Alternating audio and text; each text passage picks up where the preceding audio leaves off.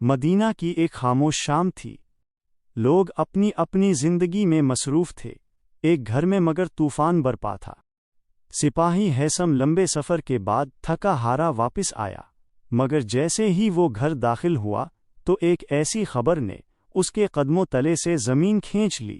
اس کی بیوی کے ہاں بچہ پیدا ہوا تھا، لیکن صرف 6 ماہ کے اندر۔ ہیثم کا دل دھڑکنے لگا۔ اس کے چہرے پر غصہ، بے یقینی اور شک کی لکیریں ابھر آئیں۔ وہ چلا اٹھا، یہ میرا بچہ نہیں ہو سکتا۔ میں ابھی تو سفر سے لوٹا ہوں، یہ بچہ کس کا ہے؟ بیوی کی آنکھوں سے آنسو بہنے لگے۔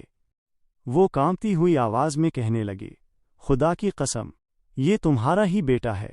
میرے دامن پر کوئی داغ نہیں، اللہ میرا گواہ ہے۔ مگر ہیثم کا دل ماننے کو تیار نہ ہوا۔ شک اور غیرت نے اس کے دل کو جکڑ لیا۔ بات بڑھتے بڑھتے دونوں حضرت عمر رضی اللہ عنہ کے دربار میں جا پہنچے۔ ہیثم نے عدالت میں کھڑے ہو کر کہا، امیر المؤمنین، میں 6 ماہ پہلے ہی سفر سے لوٹا ہوں، اور آج یہ عورت کہتی ہے کہ اس کے ہاں میرا بچہ پیدا ہوا ہے۔ یہ کیسے ممکن ہے؟ میں اس کو اپنا بیٹا ماننے کے لیے تیار نہیں ہوں۔ حضرت عمر رضی اللہ عنہ نے معاملہ سن کر سخت فیصلہ دیا، یہ عورت بدکار ہے، اس پر حد جاری کی جائے اور اسے سنگسار کیا جائے۔ عورت کی آنکھوں میں خوف کے آنسو لہرانے لگے۔ وہ لرزتے ہونٹوں سے بار بار کہتی، میں بے قصور ہوں، میرا رب جانتا ہے کہ میں پاک ہوں۔ مگر عدالت میں خاموشی چھائی رہی۔ کسی کے پاس کوئی دلیل نہ تھی جو اس عورت کو بچا سکے۔ اسی لمحے حضرت علی علیہ السلام آگے بڑھے۔ ان کے چہرے پر وقار اور آنکھوں میں نور کی جھلک تھی۔ وہ نہایت سکون اور سنجیدگی سے بولے، اے عمر، اس عورت کو سنگسار کرنے سے پہلے قرآن کی طرف رجوع کرو۔ اللہ نے کتاب ہدایت میں اس کا جواب رکھا ہے۔ حضرت علی علیہ السلام نے آیت مبارکہ تلاوت کی، جس کا ترجمہ کچھ یوں ہے، اس کا حمل اور اس کی دودھ پلانے کی مدت کل 30 ماہ ہے۔ پھر نہایت حکمت سے وضاحت فرمائی، اللہ نے بچے کی دودھ پلانے کی مدت 2 سال یعنی 24 ماہ مقرر کی ہے۔ اگر ان 24 کو 30 ماہ سے نکال دیا جائے تو حمل کی کم سے کم مدت 6 ماہ رہ جاتی ہے۔ اس لیے اگر بچہ 6 ماہ میں پیدا ہو جائے تو یہ بھی اللہ کے حکم سے ممکن ہے۔ یہ عورت پاک ہے اور یہ بچہ اسی شوہر کا ہے۔ فیصلہ پلٹ گیا۔ حضرت علی علیہ السلام کی دلیل نے ساری فضا بدل دی۔ عدالت میں سناٹا چھا گیا۔ حضرت عمر رضی اللہ عنہ نے سر جھکا لیا۔ ان کے لبوں پر صرف ایک جملہ آیا، اگر علی نہ ہوتے تو عمر ہلاک ہو جاتا۔ انہوں نے فوراً عورت کو بری قرار دیا اور بچے کو باپ کے حوالے کر دیا۔ عورت کی آنکھوں سے خوشی اور شکر کے آنسو بہنے لگے۔ وہ دل ہی دل میں بار بار کہتی، یا اللہ، تیرا شکر ہے کہ تو نے میرا دامن بچا لیا اور میری عزت کو رسوائی سے محفوظ کر لیا۔ یہ واقعہ رہتی دنیا تک یہ پیغام دیتا ہے کہ قرآن کریم ہر مسئلے کا حل اور ہر سوال کا جواب ہے۔ علم اور بصیرت کے بغیر فیصلہ کرنا ظلم ہے، اور یہ کہ امیر المؤمنین حضرت علی علیہ السلام کی حکمت و دانش وہ نور ہے جس نے کئی بار امت کو تباہی سے بچایا۔ ایک دن شہر کوفہ میں 4 افراد اکٹھے ہوئے۔ یہ لوگ بدقسمتی سے شراب کے عادی تھے۔ شیطان نے ان پر اپنا پورا جال بچھا رکھا تھا۔ اس دن بھی وہ ایک کونے میں جمع ہوئے، جام بھرے گئے اور دھیرے دھیرے ان کے ہوش اڑنے لگے۔ نشے کی حالت میں انسان نہ اپنے ہوش میں رہتا ہے، نہ دوسرے کا خیال کرتا ہے۔ یوں ہی یہ چاروں اپنی گفتگو میں الجھے اور پھر باتوں باتوں میں جھگڑا کرنے لگے۔ غصہ بڑھا تو کسی نے چھری اٹھا لی، دوسرے نے بھی جواب میں وار کیا۔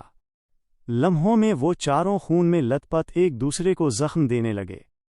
شور شرابہ بڑھا تو لوگوں نے انہیں قابو میں کیا اور خبر امیر المؤمنین حضرت علی علیہ السلام تک پہنچی۔ جب یہ خبر آپ علیہ السلام کو دی گئی تو آپ نے فوراً فرمایا، انہیں ابھی کوئی فیصلہ نہ سناؤ، ان کے ہوش آنے تک پابند کر دو۔ چنانچہ انہیں قید کر دیا گیا۔ کچھ وقت گزرا مگر زخموں کی شدت نے اپنا کام دکھایا۔ ان 4 میں سے 2 افراد جان کی بازی ہار گئے۔ اب حالات پیچیدہ ہو گئے۔ فوت ہونے والے 2 افراد کے ورثاء روتے ہوئے غصے اور غم کے ساتھ حضرت علی علیہ السلام کے دربار میں حاضر ہوئے۔ آنکھوں میں آنسو تھے اور دلوں میں درد۔ انہوں نے عرض کی، یا علی، ہمارے پیارے 2 نوجوان قتل کر دیے گئے۔ ہم ان 2 زندہ بچ جانے والوں سے قصاص چاہتے ہیں، ان سے ہمارے مقتولوں کا خون لوٹا جائے۔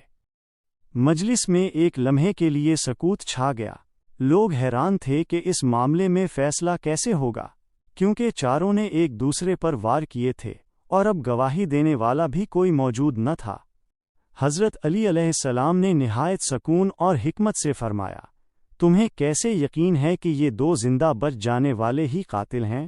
ممکن ہے تمہارے اپنے مقتولین نے بھی وار کر کے ایک دوسرے کو زخمی کیا ہو سکتا ہے وہ ایک دوسرے کے قاتل ہوں۔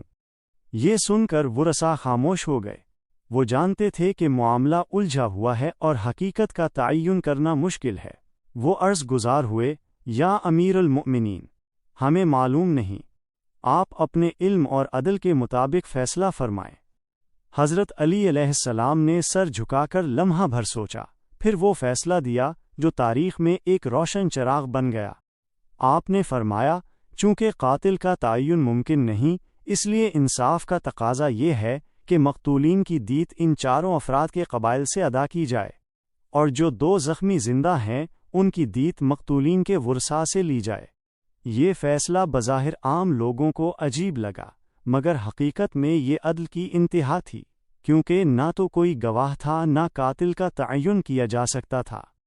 اگر صرف بچ جانے والوں سے قصاص لیا جاتا تو ممکن تھا کہ وہ قاتل نہ ہوں اور بے گناہ خون بہایا جائے، اور شریعت کا اصول ہے کہ جب تک جرم یقینی نہ ہو سزا بھی یقینی نہیں ہو سکتی۔ جب یہ فیصلہ سنا تو دربار میں موجود لوگ حیران رہ گئے۔ سب نے دیکھا کہ یہ وہ عدل ہے جو صرف علی بن ابی طالب علیہ السلام کے دربار میں مل سکتا ہے۔ مقتولین کے ورثاء کے دل بھی ٹھنڈے ہو گئے۔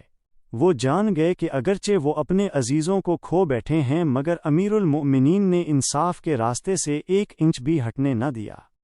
شیخ مفید رحمۃ اللہ علیہ روایت کرتے ہیں کہ یہ فیصلہ ایسا تھا جو عام عقل کے بس سے باہر تھا، مگر یہی عدل علیہ کی شان ہے۔ آپ نے اس بات پر روشنی ڈالی کہ گواہ کے بغیر کسی پر حد یا قصاص قائم نہیں کیا جا سکتا، اور جب قاتل کا تعین ممکن نہ ہو تو صرف یہی راستہ بچتا ہے کہ دیت کے ذریعے معاملے کو ختم کیا جائے۔ یہ واقعہ ہمیں یہ سبق دیتا ہے کہ جذبات میں بہہ کر فیصلے نہیں کیے جاتے۔ انصاف ہمیشہ عقل، دلیل اور شریعت کے مطابق ہوتا ہے۔ حضرت علی علیہ السلام کا عدل نہ صرف اپنے دور میں ایک نمونہ تھا بلکہ آج بھی قیامت تک کے لیے روشنی کا مینار ہے۔